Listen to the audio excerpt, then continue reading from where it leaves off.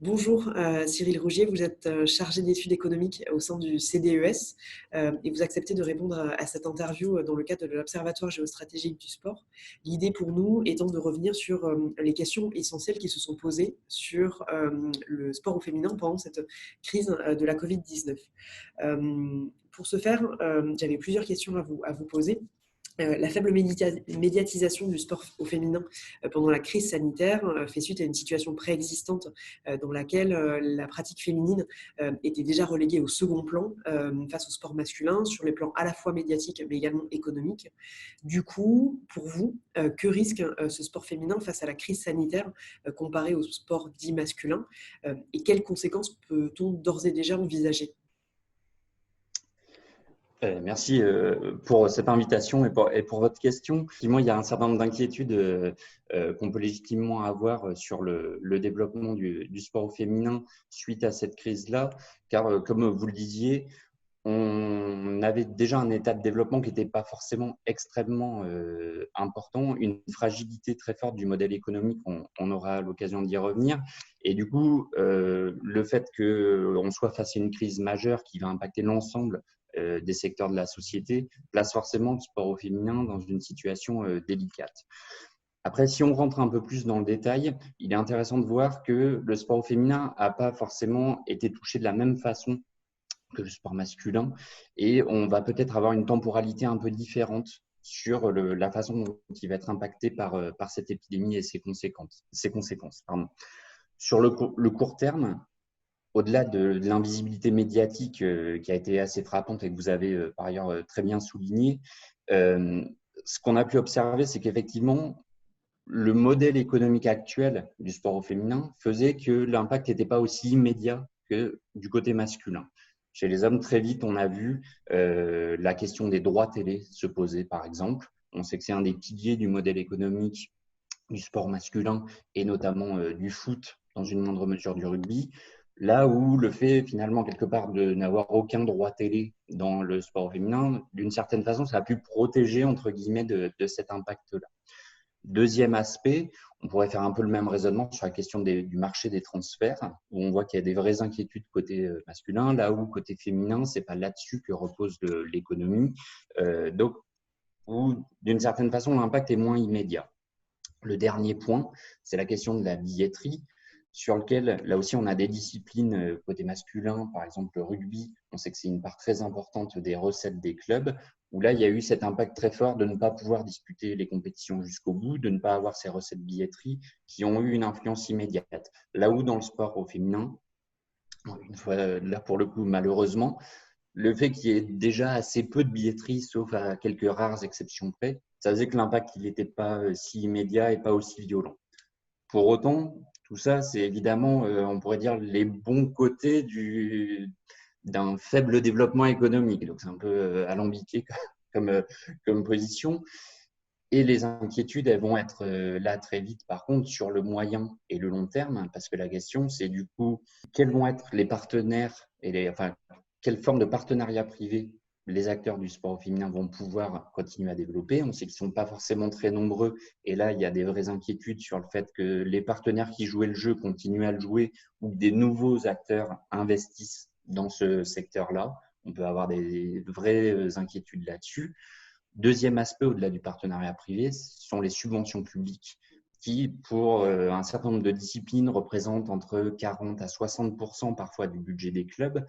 Donc là, il y a aussi cette incertitude-là de se dire les collectivités qui vont avoir à faire des choix, là encore une fois, peut-être encore plus drastiques que précédemment, parce qu'ils vont continuer à miser sur le sport de haut niveau et le sport au féminin en particulier.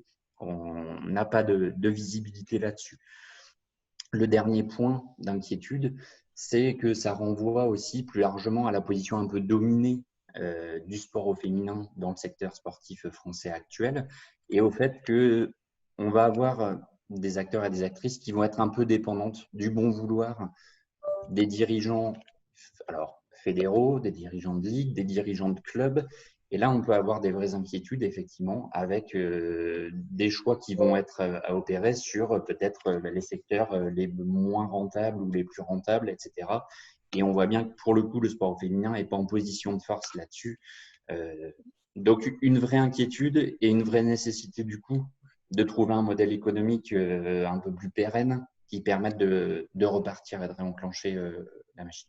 Sans compter sur ce que vous venez de dire, et notamment votre deuxième argument, vous parliez du sport de haut niveau, comme également le sport pour tous, avec des crédits donnés de la part des collectivités territoriales qui pourraient venir un peu être réduits comme peau de chagrin auprès des clubs, des quartiers, des petites villes, des campagnes qui peuvent être également impactés par ces éléments-là.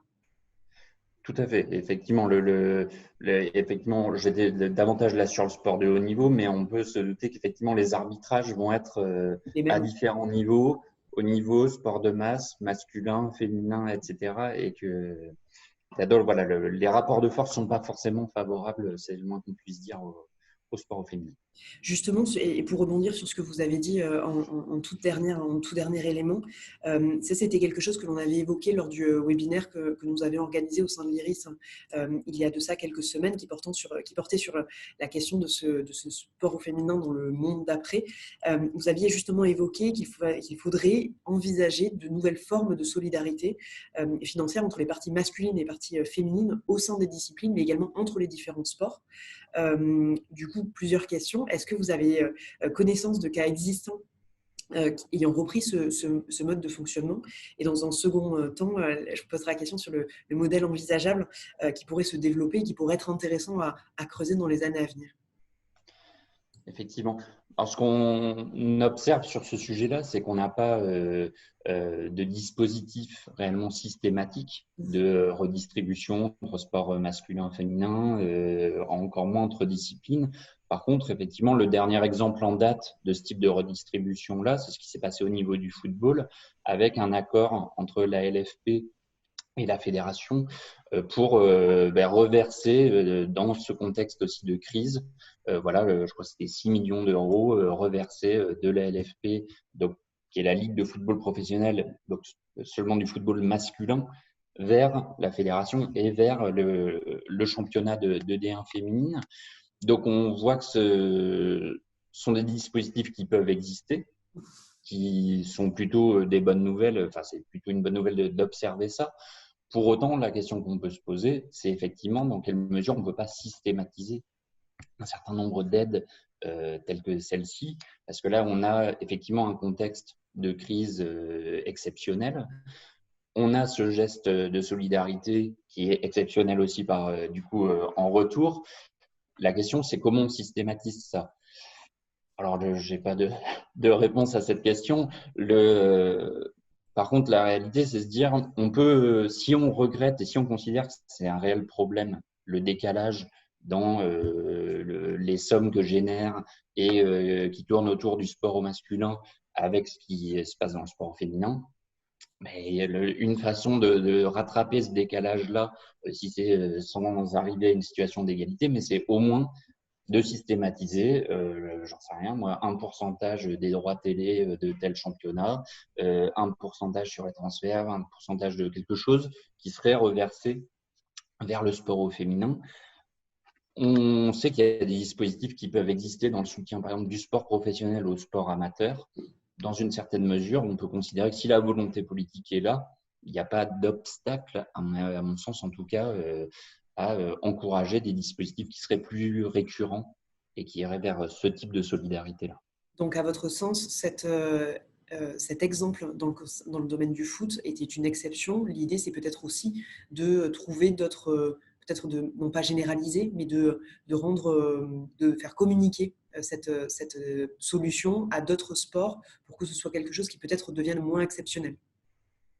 Tout à fait. Et effectivement, le problème entre guillemets des dispositifs exceptionnels, c'est que précisément les acteurs ne peuvent pas les anticiper, ne peuvent pas compter dessus entre guillemets, et donc dépendent là encore de quelque chose qui va être la décision d'un groupe de personnes. Et encore une fois, je pense qu'il faut se réjouir de cette décision-là.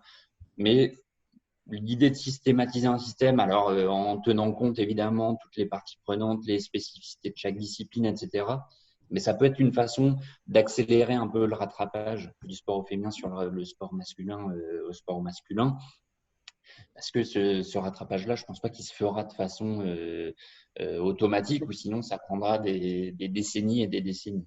Donc l'idée, c'est aussi d'accompagner cet élément-là. Justement, c'était une de nos dernières questions concernant le modèle au féminin. C'est un peu le serpent de mer dont on entend parler au cours des dernières années, voire des dernières décennies.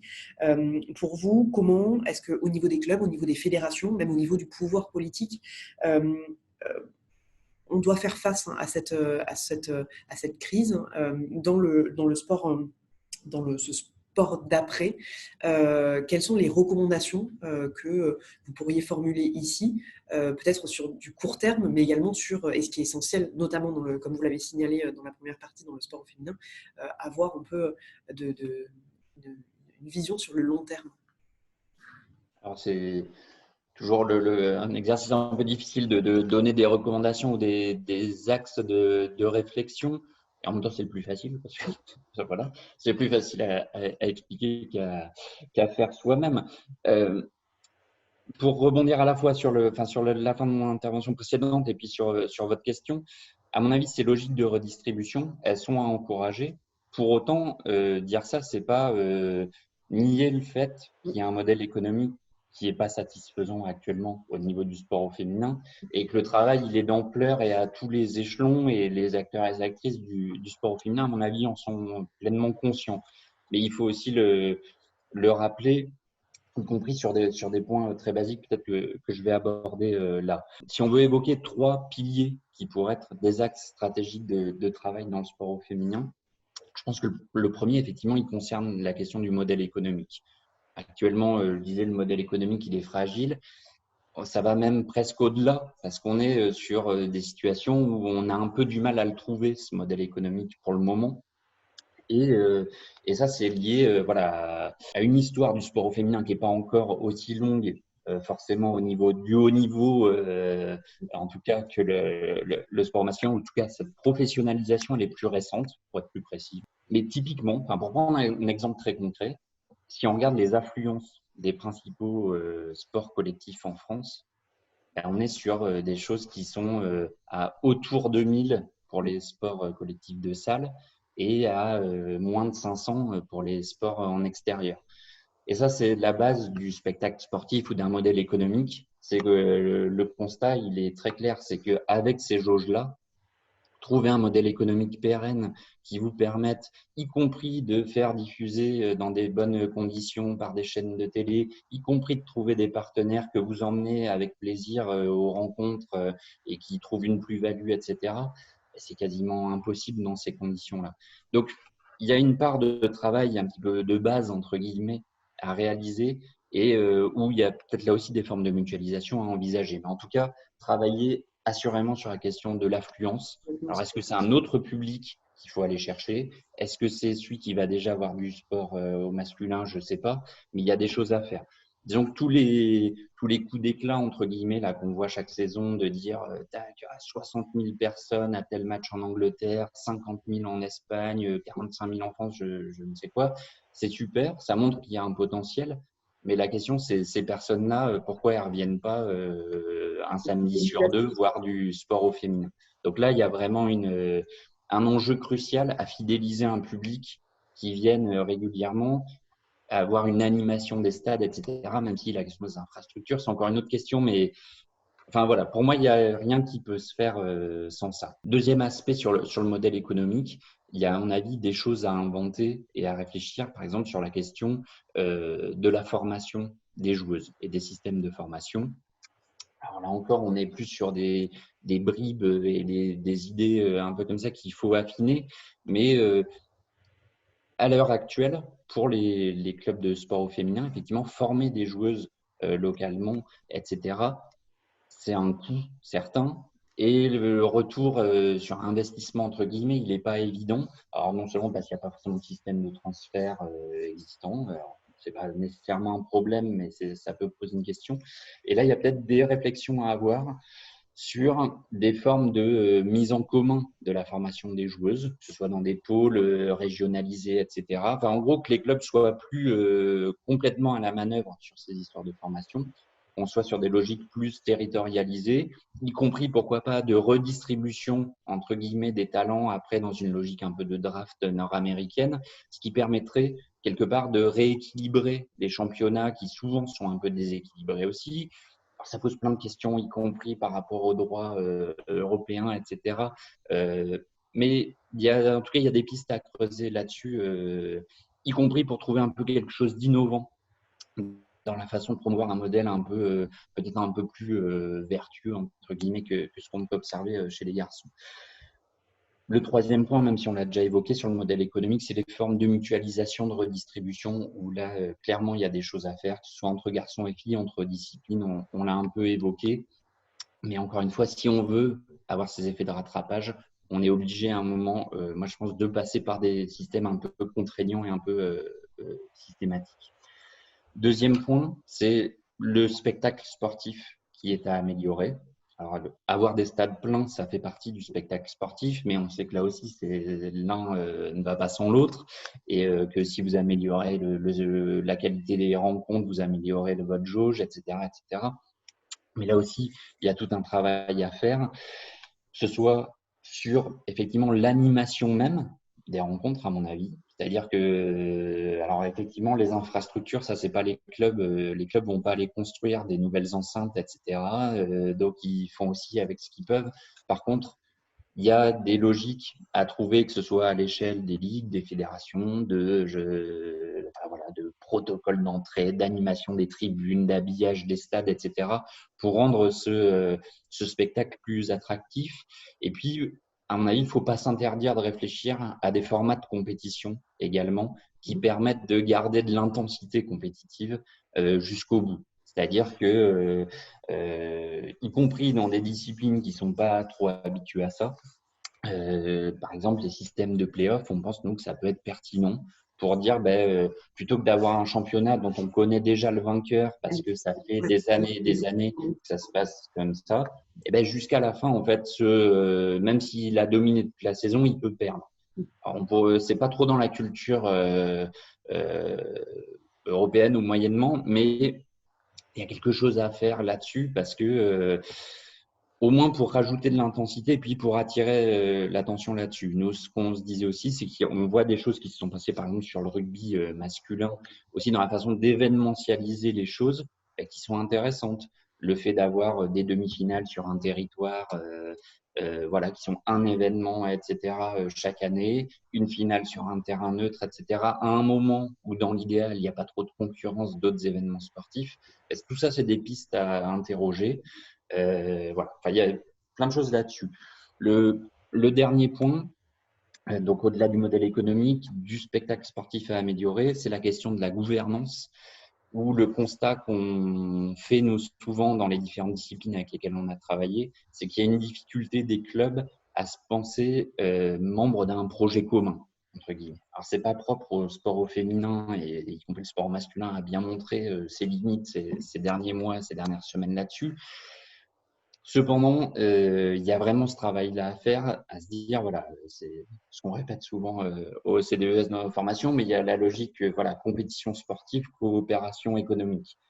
Et ça, cette conscience-là, elle est extrêmement importante parce que si vous ne faites pas ça, vous n'avez pas les réflexes de mise en commun ou de forme de solidarité entre les clubs pour dire, moi, voilà, je travaille bien sur l'animation de mon stade et je participe à un séminaire où je donne mes recettes, en gros, enfin, mes clés ou mes outils à tout le monde pour faire progresser le produit commun, entre guillemets.